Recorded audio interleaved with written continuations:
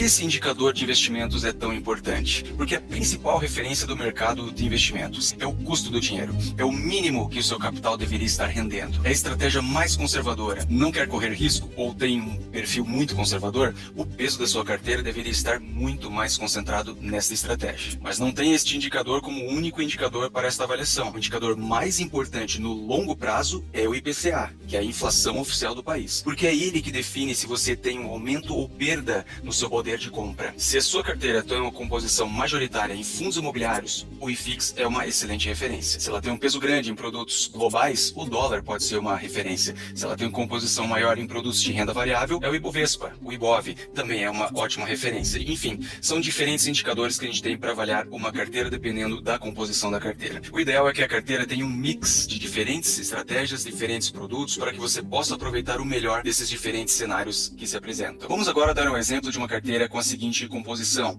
e em cenário de alta taxa de juros, que é o que nós vivemos agora. Renda fixa 40%, sendo 20% pós-fixados, taxa média de 110% do CDI, 15% pré-fixados, taxa média de 15% ao ano e 5% em inflação ou IPCA mais 7% ao ano. Aqui são exemplos totalmente hipotéticos. Renda variável 60%, sendo 20% em ações, 10% em IFIX, em fundos imobiliários e 30% em fundos multimercados. Avaliando o cenário 2024, temos as seguintes rentabilidades. O Ibovespa caiu 10 e 40%, o CDI subiu quase 11%, o pré-fixado 15% de taxa, IPCA 4,83% ao ano e o IHFA, que é o indicador de multimercados, 5,7% no ano foi o rendimento. Simulando uma carteira de R$1 milhão investidos, temos que a taxa média ponderada de rentabilidade desta composição, desta carteira, seria de 4,30% ao ano, considerando todos esses indicadores que nós falamos. Agora veja que, mudando esta composição para um peso maior para a renda fixa, com prioridade nos pós-fixados, já que nós estamos falando que estamos em alta taxa de juros, vamos manter os pré-fixados, reduzir também a inflação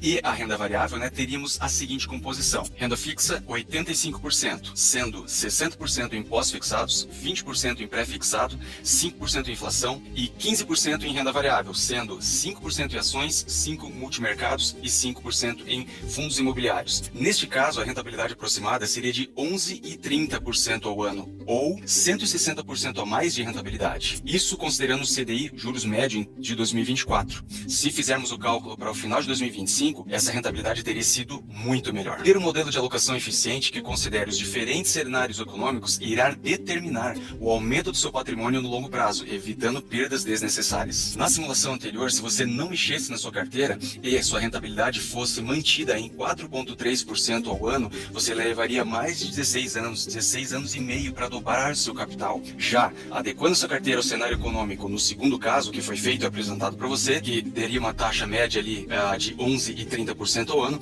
você levaria apenas 6 anos e meio para dobrar o seu capital. Nessa aula você aprendeu a importância de avaliar a sua carteira periodicamente, sempre considerando o cenário econômico atual. Mudanças como alta taxa de juros e inflação nesse cenário econômico, ele exigem ajustes estratégicos para que seus investimentos permaneçam adequados e alinhados aos seus objetivos. Falamos também da diferença entre ter apenas investimentos e ter uma estratégia bem definida, respeitando o prazo, o risco de cada meta, seja ela de curto, médio ou longo prazo. Além disso, você conheceu os principais benchmarks, os principais indicadores para avaliação da carteira, como o CDI, o IPCA, o IFIX, o Ibovespa, o dólar, fundamentais para garantir e medir o desempenho real dos seus investimentos.